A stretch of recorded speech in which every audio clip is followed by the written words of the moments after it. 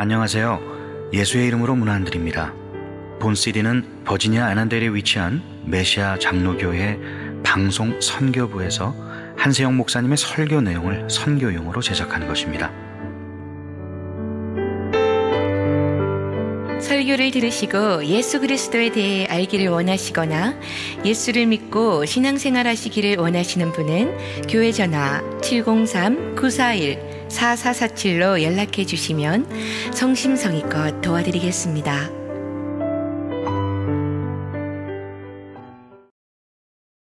한 주간 동안도 승리하셨습니까? 믿음에 승리하셔서 항상 경건의 자리, 주님 품 안에 거하시는 여러분 되시기를 다시 축복합니다. 하나님의 은혜 가운데 저희 니카라과 단기 선교팀이 승리하고 돌아왔습니다. 하나님께 영광을 돌려드립니다. 한 사람도 낙오하거나 병에 걸리거나 또 어떤 일 당치 않고 다 힘있게 사역을 감당하다 기쁨으로 돌아왔습니다. 이것은 우리 모두에게 주신 축복이라고 그렇게 믿습니다. 이번에 보니까요, 날짜가 8일 정도가 됐는데 일주일 남짓되는 거죠, 사역한 날은. 근데 조금 과장을 하면은 수십 개 교회를 다니면서 사역을 했다고 합니다. 그러니까 하루에도 몇 개 교회씩 다니면서 거기서 복음을 전하고, 또 우리 아이들이 설교도 했다고 그래요. 그리고 복음 제시도 하고, 또 선극, 여러 가지 선극과 찬양을 준비해서 복음을 간접적으로 전하고 하나님을 찬양하고, 또 섬김과 봉사를 통해서 이렇게 예수의 사랑을 나눠줬는데 결과가 얼마나 됐을까요? 결과가 2사람이나 됐다고 합니다. 할렐루야.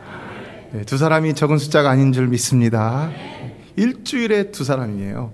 일주일에 2사람. 일본의 나가오 목사님은 평생에 한 사람밖에는 전도를 못했다고 합니다. 그런데 그 한 사람이 누군지 아세요? 그 유명한 일본의 성자라고 부리는 가가와 도요히코 목사님입니다. 그가 수많은 영혼들을 구원했고, 저 중국에 가서도 그랬고, 그리고 지금까지도 수많은 사람들에게 놀라운 영향력을 끼치고 있는 것을 볼 수가 있습니다. 시카고 침례교회 킴볼이라는 교회학교 교사가 전도한 그 한 명이 누구였느냐? 드와이트 무디 목사님이 되어서 그가 회자되기로는 100만의 영혼을 구원했다, 그렇게 말을 하고 있습니다. 또 무디에게 도전을 받은 프레드릭 마이어 목사님이 월버 체프만이라는 청년에게 은혜를 끼쳤는데 그가 YMCA를 만들었고, 거기서 간사로 한 사람을 뽑았는데 그가 누구냐? 빌리 선데이 목사님, 유명한 부흥사 목사님이죠. 그 빌리 선데이 목사님은 모르드카이 햄이라는 사람에게, 그리고 모르드카이는 어느 날 시골에서 부흥집회를 했는데 한 사람밖에는 결신을 못했다는 것입니다. 근데 그 사람이 누구냐? 여러분이 잘 아시는 빌리 그레암 목사님이라는 것입니다. 사랑하는 성도 여러분, 여러분도 한 영혼을 구원한다면 이런 놀라운 기적과 같은 역사를 체험할 수 있게 될 줄로 믿습니다. 한 영혼이 중요한 것입니다. 한 영혼. 그래서 우리가 이번 메시아 잔치는 너무 많은 부담감 갖지 말고 한 영혼을 위하는 마음으로 한 영혼을 가슴에 품고 시작했으면 좋겠습니다. 어떤 사람이 말씀의 은혜를 많이 받고는 친구 부부를 초대를 해서 식사 대접을 한 다음에 차를 마시면서 이런 얘기를 했다고 합니다. 오늘 교회에서 설교 시간에 목사님 말씀하시는데 이제 곧 예수님이 오신대. 근데 그때 예수 믿는 사람은 예수님 따라서 다 천국의 하늘나라로 가는데 예수 믿지 않는 사람들은 이 땅에 남아갖고 다 그냥 환난을 당하고 지옥에 있는 간대. 근데 나는 이것을 믿지만 자네도 믿나? 자네는 무신론자라서 믿지 않겠지? 그러면은 내가 이제 예수님 오셔서 천국 이렇게 하늘나라로 올라가면은 내가 가지고 있는 이 큰 집, BMW, 벤츠, 또 은행의 통장에 잔고가 많은데 이거 다 당신 갖게.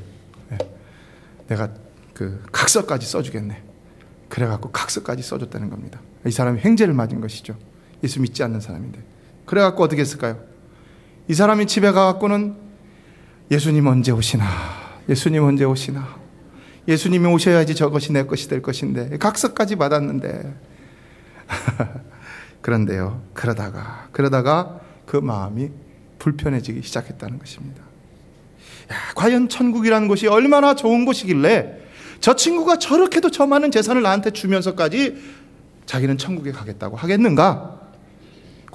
고민하다가 그는 그 친구에게 전화를 했는데 여보게, 나에게 자네의 전 재산 줄 생각 말고 나도 예수 믿고 천국 좀 가게 해주게.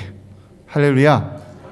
우리도 하늘의 소망을 전하는 자가 된다면 이와 같이 다른 사람을 그 소망 가운데 살게 할 수 있는 자가 될 줄로 믿습니다. 우리의 입을 열었다 하면 하늘 소망을 얘기하는 것입니다. 우리의 입을 열었다 하면 천국을 얘기하고, 우리의 입을 열었다 하면 예수를 자랑하고, 그 말의 심플한 가운데서도 하나님의 능력과 구원의 역사는 나타나게 된다는 사실입니다. 믿으십니까? 오늘은 지혜의 달 셋째 주일, 네 종류의 미물을 통해서 하나님께서 가르쳐주시는 지혜를 살펴보도록 하겠습니다. 첫 번째는 개미를 통한 지혜입니다. 개미를 통해 우리에게 가르쳐주시는 하나님의 지혜는 무엇일까요?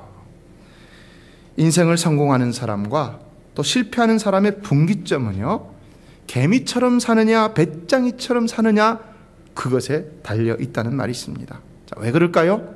왜요? 개미는 이 때를 아는 지혜가 있기 때문이라는 것입니다. 그래서 오늘 본문에서도 보면은 개미는 먹을 것을 여름에 예비하는 그런 동물로 묘사되고 있는 것을 보게 됩니다. 그는 여름에는 일을 해서 창고에 쌓아둬야 할 때인 줄을 알기에 그때는 정말로 부지런히 일을 해서 겨울을 준비한다는 것입니다. 인생은 때를 분별할 줄 아는 지혜가 절대적으로 필요하죠. 학생들에게는 공부할 때가 있는 것이죠. 그 때를 놓쳐버리면 후회를 하게 되죠. 농부들에게는 씨를 뿌려야 할 때가 있습니다. 거름을 줄 때가 있고, 그리고 또 곡식을 거둬야 할 때가 있습니다. 곡식을 거둬야 되는데 거두지 않으면 어떻게 됩니까? 곡식이 썩어버리죠. 아무것도 나에게 유익이 없다는 것입니다. 우리 이민자들도 보면은요, 공부를 해야 할 때가 있습니다. 그리고 일을 해야 할 때가 있습니다. 그리고 나서 사업을 해야 될 때가 있습니다. 오자마자부터 내가 돈이 있다고 해갖고 무조건 사업에 뛰어들다 보면은 어려움을 겪게 되는 것을 볼 수 있습니다.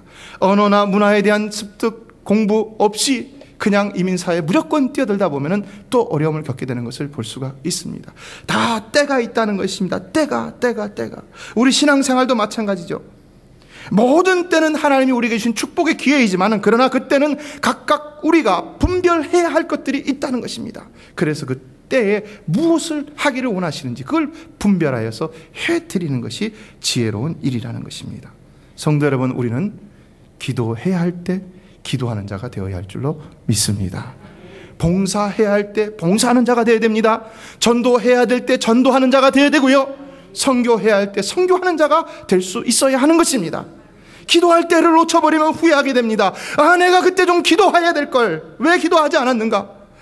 내가 그때 봉사 좀 할 걸 왜 봉사하지 못했는가?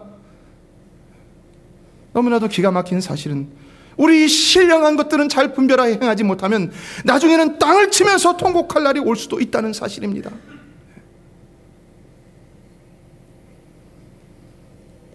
기회는 항상 있는 것이 아닙니다.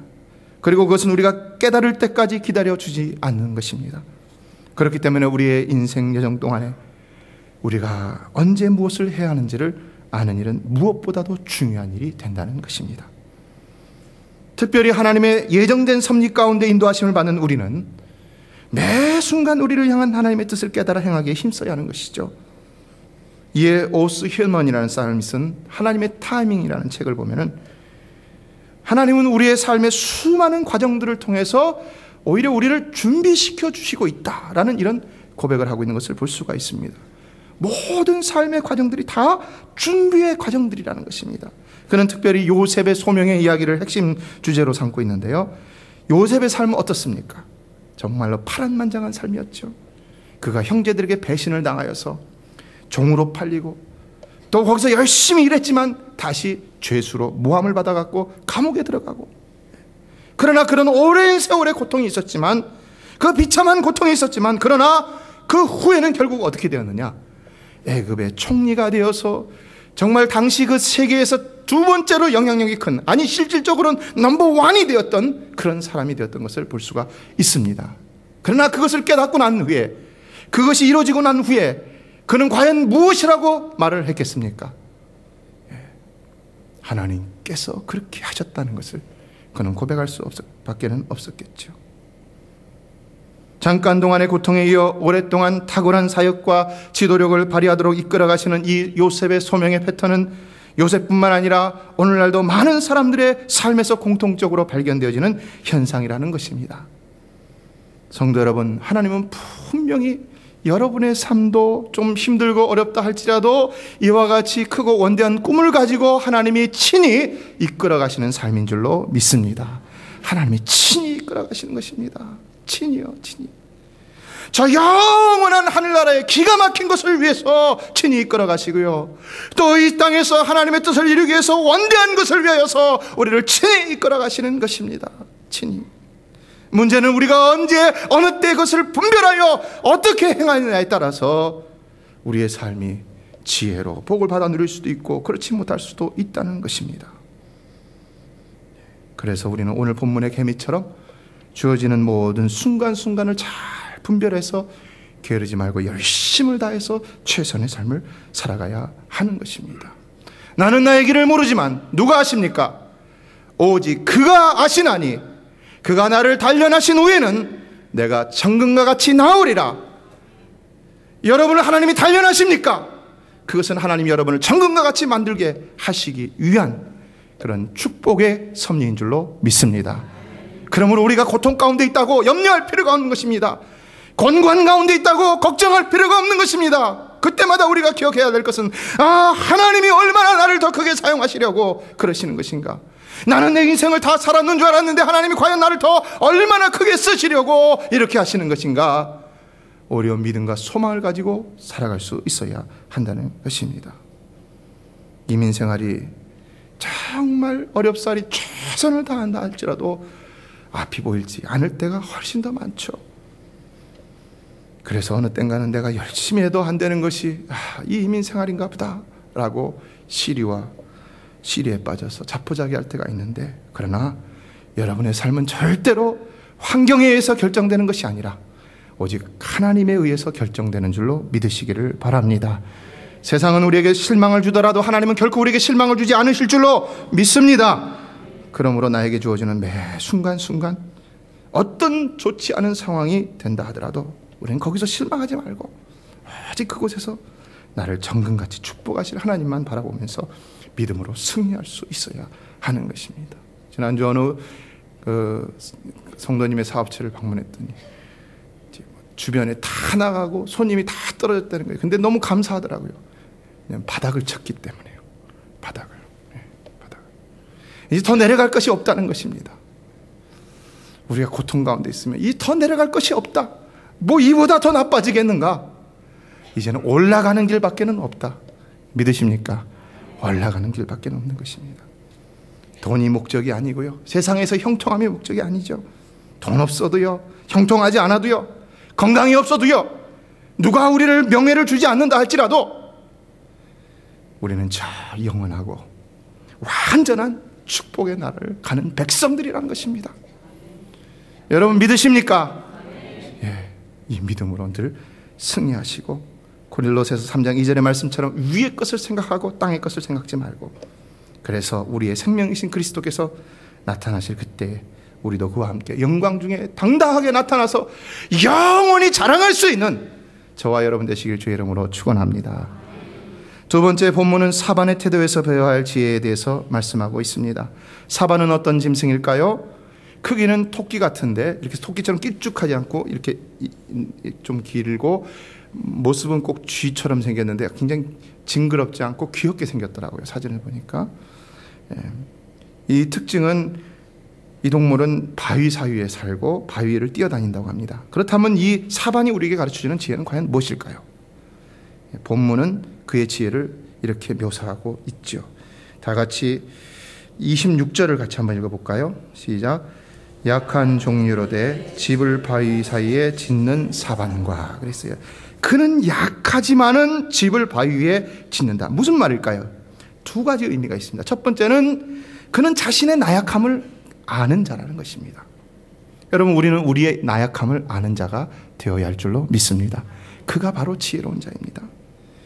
이 세상에서 가장 어린 적은 사람은 자신을 모르는 사람이라고 누군가 말했죠. 그래서 소크라테스가 뭐라고 그랬습니까? 너 자신을 알라. 너 자신을 알라. 헬라어로 보니까 그노스는 이제 안다는 지식이라는 말인데요. 또 세아우톤 이래 했어요. 너 자신을 알라. 무슨 의미가 있을까요? 소크라테스가 아테네 거리를 걸으면서 사람들에게 항상 외쳤던 말은 너 자신을 알라, 너 자신을 알라, 너 자신을 알라, 이 말이었다고 합니다. 그랬더니 이 제자가 하루는 선생님에게 물었습니다. 선생님, 그러면은 선생님 자신에 대해서 얼마나 아십니까? 뭐라고 대답했을까요? 그런데 소크라테스는 이런 유명한 대답을 했다는 것입니다. 나도 잘 모른다. 하지만 나는 바로 내가 모른다는 것을 잘 알고 있다. 우리는 적어도 내가 나약한 존재라는 사실을 알 수 있어야 한다는 것입니다. 내가 나약한 존재라는 사실, 그거는 부끄러운 것이 아닙니다. 특별히 하나님의 능력으로만 살아가야 할 우리 하나님의 백성들에게 있어서 나의 연약함과 부족함을 표현하는 것은 결코 부끄럽거나 창피스러운 일이 아닌 것입니다. 어떤 은사가 많은 사람이라 할지라도, 어떤 훌륭한 지도자라 할지라도 자신의 나약함을 하나님 앞에 내어놓고 기도하는 것은, 고백하는 것은 결코 수치스러운 일이 아니라는 것입니다. 사실 우리는 우리 자신을 잘 모르죠. 그러나 누가 합니까?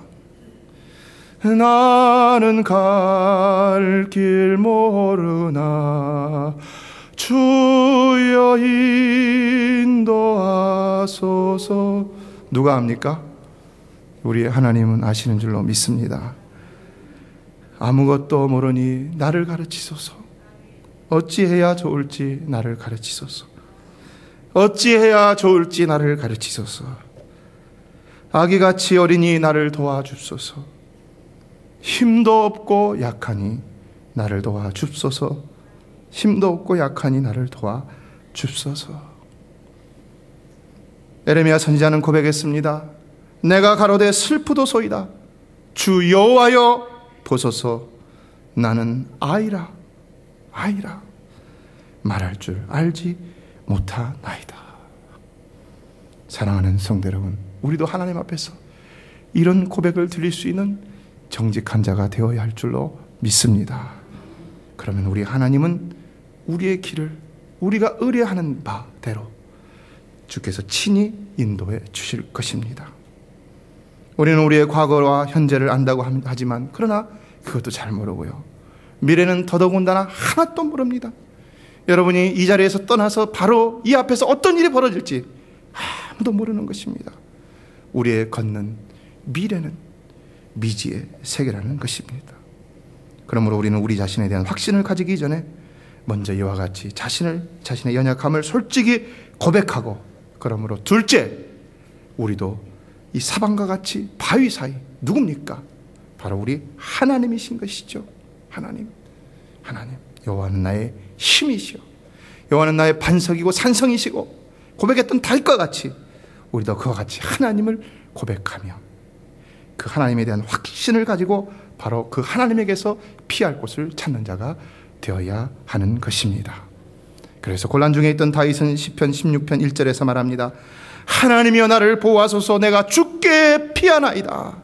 사랑하는 성도 여러분, 어려움을 당할 때마다 여러분은 하나님께로 피하는 지혜로운 자가 되시길 주의 이름으로 축복합니다. 하나님께로 피해야 됩니다. 어떤 어려움이 있을 적에 하나님께로 피해서 주의 전에 나와 기도하고, 하나님 앞에 그 자리에서 무릎 꿇고 기도하고, 하나님의 말씀을 보며 하나님의 지혜를 구하며 주의 성령을 의지하여서 거짓된 것과 악한 것들과 잘못된 것들의 유혹을 뿌리치고 정직한 길로 나아갈 수가 있어야 하는 것입니다. 그러면 시편 107편 6절로 7절에 이에 저희가 그 근심 중에 여호와께 부르짖음에 그 고통에서 건지시고 또 바른 길로 인도하사 거할 성에 이르게 하셨도다라고 했습니다. 우리가 주께 피하는 자가 된다면 우리 하나님께서 우리의 거할 성이 되어 주신다는 사실입니다. 늘 여러분은 주님께로 피하는 자가 되어서 여러분의 삶이 늘 주의 품 안에 거할 수 있게 되기를 다시 한번 주의 이름으로 축복합니다. 세 번째, 메뚜기에서 찾아볼 수 있는 지혜입니다. 메뚜기에서 찾아볼 수 있는 지혜 무엇일까요? 27절을 다 같이 읽어보겠습니다. 시작. 임군이 없으되 다 때를 지어 나아가는 메뚜기와. 무슨 말입니까? 메뚜기는 리더가 없어도 하나가 돼서 움직인다는 것입니다. 뭐 여왕벌이라는 말도 있고 또 여왕개미라는 말도 있는데 무슨 왕메뚜기 이런 거는 들어본 적이 없죠. 예. 그렇게 메뚜기는 리더가 없다는 겁니다. 근데도 전혀 흐트러지지 않고 막 일사불란하게 그냥 잘 훈련된 군대와 같이 한 지역을 갖다가 한꺼번에 확 덮쳐갖고는 삽시간에 그곳을 폐허로 만든다는 것입니다. 인간에게는 재앙이죠. 황충의 재앙이죠. 지금요 저 호주에서는 이 메뚜기 떼가 덮쳐갖고요 얼마나 많은 지역을 다 갉아먹었냐면요, 뭐 곡물이고 풀이고 뭐든지 다 닥치는 대로 갉아먹었는데요, 스페인이라는 나라 크기만큼의 면적을 다 갉아먹어버렸다는 겁니다. 엄청난 거죠. 황충의 재난. 이들이 많을 때는요 무려 수억 마리가 된다고 합니다. 수억 마리. 셀 수 없다고 말 표현하기도 너무 지나친 거죠. 수억 마리. 뭐 이런 것에서 지혜를 얻으라는 말씀인가? 그러나 여기서 얻으라는 지혜는 무엇입니까? 무엇일까요? 하나가 되라는 것입니다. 하나가. 아무리 하나님을 경외하는 성도라 할지라도 서로가 하나가 되지 않으면 승리할 수가 없다는 것입니다. 우리 메시아 교회는 하나가 되어야 할 줄로 믿습니다. 두 친구가 2인용 자전거를 탔습니다. 그리고 언덕길을 올랐습니다. 그래도 두 친구가 탔으니까 쉬울 거라고 생각하고 오르는데 너무나도 힘들었다는 것입니다. 그래서 언덕에 도착하자마자 한 친구가 얘기합니다. 아, 언덕길이라 그런지 이 페달 밟기가 정말 힘들었다. 그랬더니 뒤에 탔던 친구가 이렇게 말했다는 겁니다. 나도 진짜 힘들었어. 나는 이 언덕길이라서 자전거가 뒤로 물러갈까 봐 계속 브레이크를 밟고 있었어. 이해가 안 되시는 분이 아직도 많네요. 여러분 어떻습니까? 우리의 생각이 틀린 생각이 아닐 경우에라도 우리 하나가 되지 않으면요 우리가 원하는 바를 이룰 수가 없다는 것입니다. 그래서요 우리의 지혜보다 번뜩이는 지혜보다 더 중요한 것은 뭐냐? 더 프라이어리티, 더 우선순위가 되어야 될 것은 뭐냐? 하나됨인 줄로 믿습니다. 하나됨인 줄로 믿습니다. 하나가 되는 일에 더 힘써야 하는 것입니다. 마태복음 12장 25절은 예수께서 저희 생각을 하시고 가라사대 스스로 분쟁하는 나라마다 황폐하여질 것이요 스스로 분쟁하는 동네마다 집마다 서지 못하리라 했습니다. 우리는 어떤 일을 잘하려고 하는 것도 중요하지만 그러나 그보다도 한 마음이 되는 일이 더 중요한 일이라는 것을 알아야 한다는 것입니다. 그렇다면 우리가 어떻게 해야지 한 마음이 될 수 있을까? 이에 로마서 15장 5절로 6절은 말합니다. 다 같이 읽어볼까요? 이제 인내와 안위의 하나님이 너희로 그리스도 예수를 본받아 서로 뜻이 같게 하여 주사 한 마음과 한 입으로 하나님 곧 우리 주 예수 그리스도의 아버지께 영광을 돌리게 하려 하노라. 어떻게 하면 우리가 하나가 될 수 있다는 것입니까? 하나님의 뜻은 우리로 서로 뜻을 갖게 해서 한 마음과 한 입으로 하나님께 영광을 돌리게 하는 것인데, 그런데 우리가 어떻게 해서 할 수 있다는 것입니까? 예수 그리스도를 본받아라는 것이 키워드인 것이죠. 예수 그리스도를 본받아. Just like Jesus Christ. 예수님처럼 하게 함으로 하나가 되게 하기를 원하시고 계신다는 것입니다. 예수님이 어떻게 하나가 되게 하셨습니까? 그는 성육신과 십자가 희생을 통하여서 우리와 하나님 사이를 하나로 이뤄내셨고 우리 모든 성도들을 하나로 이뤄내셨습니다. 오늘날도 우리가 하나가 되려면 이와 같이 자신을 다른 사람의 눈높이에 맞추는 인카네이션, 낮아지는 이런 성육신의 자세가 필요한 것이고요. 또 그 사람의 연약함과 심지어는 잘못된과 범죄한까지라도 내가 친히 짊어지고 갈 수 있는 십자가 희생이 필요하다는 것입니다. 그러할 때 우리도 하나가 될 수 있는 것이고 이것이 바로 하나님의 뜻이라는 것입니다.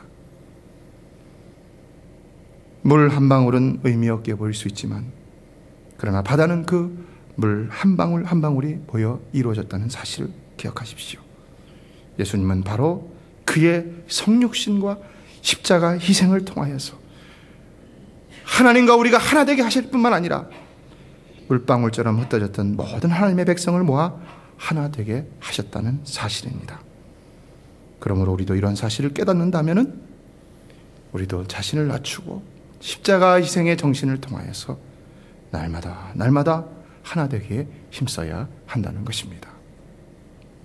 전도서 4장 12절은 말씀했습니다. 한 사람이면 패하겠거니와 두 사람이면 능히 당하나니 삼겹줄은 쉽게 끊어지지 아니하느니라. 사랑하는 성도 여러분, 하나님께서 부흥시켜 주셔서 각기 다른 곳에서 모인 여러분, 그러나 서로가 서로를 알지 못하지만 오직 우리가 하나가 될 때 하나님께서 더 놀라운 기적과 역사를 일으키게 하실 줄로 믿습니다. 우리는 하나가 되는 일에 그러므로 힘써야 하는 것입니다. 마지막으로 도마뱀에게서 얻어야 할 지혜입니다. 28절을 읽겠습니다. 시작. 손에 잡힐 만하여도 왕궁에 있는 도마뱀이라. 무슨 의미일까요? 도마뱀은 쉽게 잡을 수 있습니까? 잡을 수 없습니까? 이 도마뱀 잡아보신 분 있으십니까? 도마뱀은 잡기는 그렇게 어렵지 않다고 합니다. 근데 문제는 뭡니까? 꼬리를 잘라버리고 도망간다는 거죠. 꼬리를요. 근데 바로 이것이 지혜라는 것입니다. 그러냐 심지어는 적이 나타나기만 해도 꼬리를 잘라버리고 도망간다고 합니다. 왜 그런지 아십니까? 먹으려고 잡아드니까 그냥 꼬리만 먹고 가라. 그리고 자기는 도망간다는 거예요. 얼마나 지혜롭습니까? 그래서 오늘 본문에는 그렇게 쉽게 잡힐 만한 동물이라 할지라도 심지어는 쥐 한 마리도 못 들어가는 왕궁에도 있을 수 있다는 것을 표현하고 있는 것입니다. 그렇다면 우리가 여기서 얻어야 할 지혜는 무엇이겠습니까? 우리는 큰 것을 위해 적은 것을 버릴 줄 아는 지혜가 필요하다는 것이죠. 한자 성어에서 사소취대라는 말이 있습니다. 작은 것을 버리고 큰 것을 취하라는 말입니다. 인생을 살다 보면은 적은 것과 큰 것 중에 동시에 취할 수 없는 경우가 많이 있죠. 선택해야 될 경우가 많이 있죠. 어떤 것을 선택합니까? 인간은 어리석게도 많은 경우가 대부분이 당장 눈앞에 있는 적은 것을 취하려 하는 경우가 너무나도 많다는 것입니다. 오히려 보다 큰 미래를 위해서 내 눈앞에 있는 적은 것을 버리려 하지 못하고 그거 하나 붙잡고 아웅다웅하면서 그걸 놓지 못할 때가 많이 있다는 것입니다. 당장 그거 하지 못하면 내가 죽을 것 같고 손해볼 것 같고 먹을 거 먹지 못하고 쓸 거 쓰지 못하고 또 성공하지 못할 것 같고. 그런데요, 놀라운 사실은요, 인간의 성패는요 바로 여기서 갈린다는 것입니다. 여기서. 성공한 사람들의 대부분을 보면은요, 그들도 역시 다른 사람들과 똑같이 어려운 상황에서 출발을 하지만은, 그러나 그들은 당장의 현실 속에서 취해야 할 작은 것들을 바라보지 않고 보다 먼 미래를 바라보면서 잠깐은 힘들더라도 참고 인내하며 보다 먼 미래를 위해 살아간다는 것입니다. 이것이 공통된 일이라는 것입니다. 사랑하는 성도 여러분, 여러분은 정말 보다 크고 놀라운 미래를 위해서 지금 당장의 작은 것을 과감히 포기할 수 있는 용기 있는 지혜가 넘쳐나게 되기를 주의 이름으로 축복합니다. 지금 당장의 그것 내 마음의 감정, 내 손의 필요, 유혹, 욕망, 이런 것들 때문에 그 적은 거를 그냥 확 잡아버리면서 큰 거를 버려버리는 이런 일을 해서는 안 된다는 것입니다. 당장에 어떤 것이 내 손 안에 굴러오는 일이 있다 할지라도 그걸 취하면 내가 죽을 수도 있다는 사실을 알아야 되는 것입니다. 그것이 진정 큰 것이 아니면 버리라는 것입니다. 여러분 안에 솟구쳐 오르는 어떤 열망이라 할지라도 큰 것이 아니라면 과감히 잠재우고 참고 또 참으며 더 크고 놀라운 것을 추구하라는 것입니다. 그렇다면 큰 것은 뭐고 적은 것은 무엇이겠습니까? 우리 성도의 삶에 있어서 큰 것은 영원한 것이죠. 작은 것은 일시적인 것이고 세상의 것입니다. 그러므로 성도 여러분, 우리는 하늘나라의 영원한 것을 위해서 세상의 것을 과감히 포기할 수 있는 자가 되어야 할 줄로 믿습니다. 때로는 그 때문에 돈을 벌 수 있는 기회도 포기할 수 있어야 되고요. 이런 용단이 좀 필요합니다. 일을 할 수 있는 기회도 포기할 수 있어야 하고요. 어떤 성공을 위한 죄의 유혹도 포기할 수 있어야 합니다. 롯의 아내는 그것을 아쉬워하다가 소금기둥이 되어버렸죠. 우리도 세상 것 아쉬워하다가는 언젠가는 더 크고 영원한 것을 놓쳐버리고는 슬퍼하며 땅을 치며 통곡할 날이 있을 수도 있다는 것입니다. 그러므로 누가복음 9장 62절은 말씀합니다. 예수께서 이르시되 손에 쟁기를 잡고 뒤를 돌아보는 자는 하나님 나라에 합당치 아니하리라. 우리는 저 영원한 하늘나라를 위해 가는 자들입니다. 이제는 세상 사람들과 그 목적이 달라야 한다는 것입니다. 살아가는 방식이 달라야 하는 것입니다. 그런데도 아직도 세상 사람들처럼 세상 것 붙들고 살아가려 한다면 우리는 하나님 앞에 합당치 않은 자가 될 수 있다는 것입니다. 적은 것을 위해서 큰 것을 포기하지 마시고요, 큰 것을 위해서 적은 것을 포기하십시오. 그러면은요, 언젠가는 반드시 하나님께서 적은 모든 것까지 여러분에게 허락하여 주실 줄로 믿습니다. 인생은 잠깐입니다. 세상 것은 잠깐입니다. 조금만 참고 기다리면은 우리는 저 영원한 하늘의 것을 소유하게 될 것입니다. 제가 한국에 다녀오면서 끄는 것 두 가지가 있습니다. 하나는 아침에 커피 사 먹는 거고요, 또 하나는 탁구 치는 겁니다. 커피 사 먹는 것이 뭐 두 가지가 죄는 아니죠. 근데 커피를 먹는 건 괜찮지만 사 먹다 보니까 돈이 많이 들어가더라고요. 사 먹을 때는 몇 푼 안 드는데, 한 잔은 몇 푼 안 드는데, 이게 한 달을 따져보니까 많이 들더라고요. 그래서 여기 있으면은 커피를 사 먹게 되니까 제가 끝나면은 바로 집으로 가버립니다. 예. 또 하나는 탁구 치는 건데, 탁구 치니까 건강이 좋아지더라고요. 근데 문제는 자꾸 탁구를 치니까 치면 칠수록 탁구를 더 잘 치게 돼 갖고는 시간이 너무 많이 탁구에 들어가는 거예요. 다른 사람을 다 이기고 싶고 더 잘 치고 싶고 이런 욕망이 생겨 갖고요. 그래서 끊어버렸습니다. 건강을 위해서 뭔가를 해야 되는데 어떻게 절제하며 해야 될지 고민 중에 있습니다. 여러분이 포기해야 될 것들은 무엇이라고 생각합니까? 슈바이처 박사가 아프리카로 떠나기 전에 그에게 있어서 가장 중요한 세 가지를 포기했다고 합니다. 첫 번째는 그가 심취해 있던 바 음악을 포기했고, 두 번째는 명성을 떨칠 수 있었던 대학 교수직을 포기했었고, 세 번째는 풍요롭고 안락한 자신의 삶을 포기했다는 것입니다. 그는 의사였고 신학자였고 교수였고 그리고 음악가였습니다. 근데 그 모든 삶을 다 포기하고 아프리카로 떠난 것입니다. 그래서 거기서 병원을 세우고 자신의 모든 것을 바쳐 희생하며 복음을 전하였습니다. 그런데 그의 삶이 어떻게 되었느냐?